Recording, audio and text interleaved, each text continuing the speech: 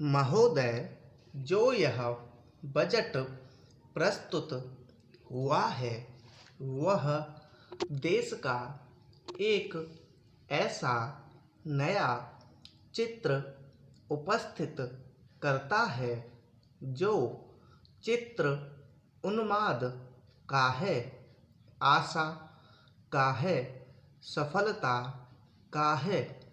इसमें नए कर ज़्यादा नहीं लगाए गए हैं और जो थोड़े से कर लगाए भी गए हैं वे इस ढंग से लगाए गए हैं कि सभी लोगों पर उसका बोझ पड़ता है। इससे भी उनको निराशा हुई है। दूसरी बात जिससे उनको निराशा हुई है यह है कि 1-2 वर्ष देश को लेन देन के मामले में कठिनाई का सामना करना पड़ा था। योजना को कठिनाई में पड़ना पड़ा था, वह कठिनाई दूर हो गई है और मैं सदन की तरफ से उन देशों को धन्यवाद देना चाहता हूँ, उन देशों के प्रति आभार प्रदर्शित करना चाहता हूँ जिन्होंने हमारी इस कठिनाई को दूर करने में आगे बढ़कर हाथ बटाया है। मेरे मित्रों को इससे निराशा हुई है कि विदेशी सहायता बहुत ज़्यादा और तेज़ी से पहुंच रही है और हमारी जो कठिनाई दूर हो गई है इससे उनको परेशानी हुई। कम्युनिस्ट इसलिए भी परेशान हैं कि पिछले 1-2 वर्षों में देश की पैदावार बहुमुखी ढंग से बढ़ी है, औद्योगिक पैदावार बढ़ी है। यह उनके लिए निराशा का कारण बना है।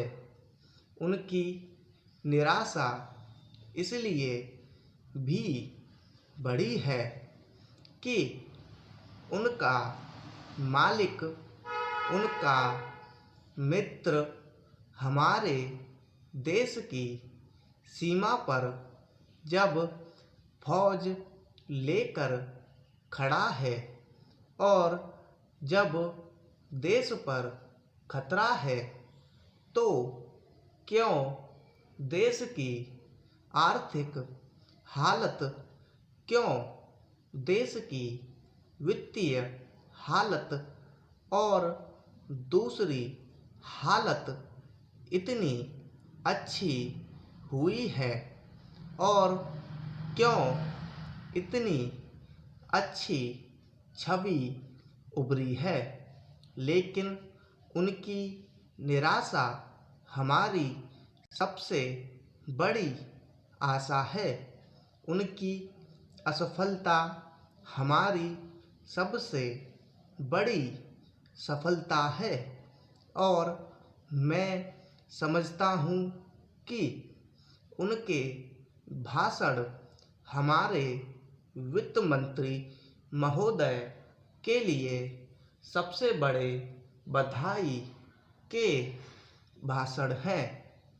दो तीन और चीज़ों की ओर मैं आपका ध्यान दिलाना चाहता हूँ। उनकी ओर दूसरे माननीय सदस्यों ने भी आपका ध्यान दिलाया है। हमारी सरकार का ध्यान भी उस ओर गया है, लेकिन मैं समझता हूँ कि उन पर और अधिक ध्यान देने की आवश्यकता है। पहली बात तो यह है कि जब चीज़ों की पैदावार बढ़ रही है, जब देश उन्नति की तरफ जा रहा है, तब भी देश में कीमतें बढ़ रही हैं। महोदय, यह मानना कि उनको रोका नहीं जा सकता गलत है। इस महंगाई को रोकने के लिए कुछ विशेष कदम उठाने होंगे, कुछ विशेष काम करने होंगे।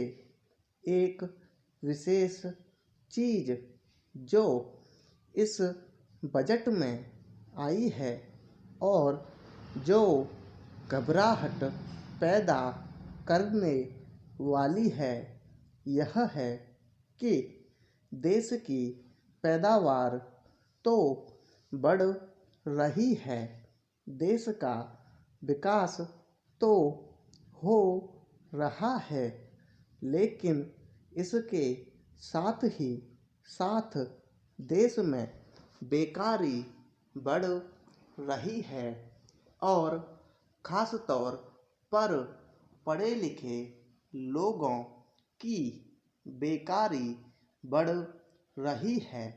लोगों का बेकार होना खतरनाक चीज़ है।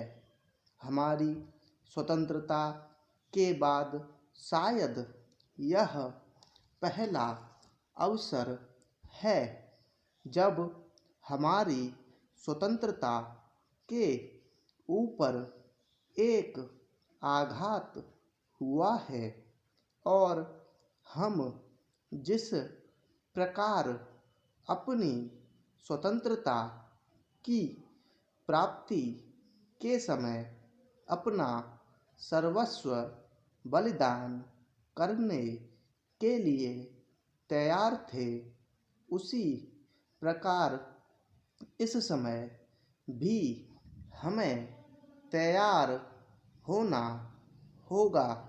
माननीय प्रधानमंत्री जी के मत से मैं सर्वथा सहमत हूँ कि यह एक ऐसा अवसर है जिस पर कि इस देश की प्रतिनिधि संस्था जो यह लोकसभा है, उसे इस संबंध में अपनी स्पष्ट राय देनी है और उस राय को देने के बाद हमें उस राय के अनुसार जो भी कार्रवाई करे, उसमें सरकार को पूरा सहयोग भी देना है।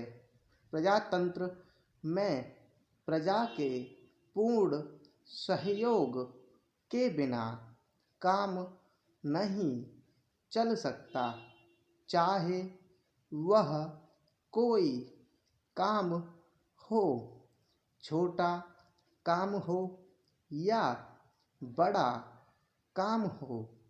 फिर यह तो हमारी स्वतंत्रता की रक्षा का प्रश्न है। और ऐसे अवसर पर प्रजातंत्रवादी राष्ट्र को उसकी सारी प्रजा को सरकार के साथ सहयोग के लिए तैयार रहना चाहिए। मैंने यह बात कई बार कही है और मैं फिर इसे दोहराना चाहता हूँ कि अनेक ऐसी बातें हैं जिनमें कि भिन्न भिन्न राजनीतिक दलों के होते हुए भी सब राजनीतिक दल मिलजुल कर काम कर सकते हैं। यह एक ठीक इसी प्रकार का अवसर है। मैं अपने प्रधानमंत्री जी की वैदेशिक नीति का बड़ा भारी समर्थक रहा हूँ और कल इस सदन में इस संबंध में जो बहस हुई उससे भी यह पूरा परिणाम निकाला जा सकता है कि जहाँ तक हमारी वैदेशिक नीति के सिद्धांतों का संबंध है, वहाँ तक इस सदन का कोई दल, इस सदन का कोई भी सदस्य उन सिद्धांतों के विरुद्ध नहीं है। कल मैंने बड़े ध्यान से अपने साम्यवादी दल के नेता का भाषण सुना। उन्होंने यह कहा कि मूल प्रश्न हमारी मूल नीति के समर्थन का है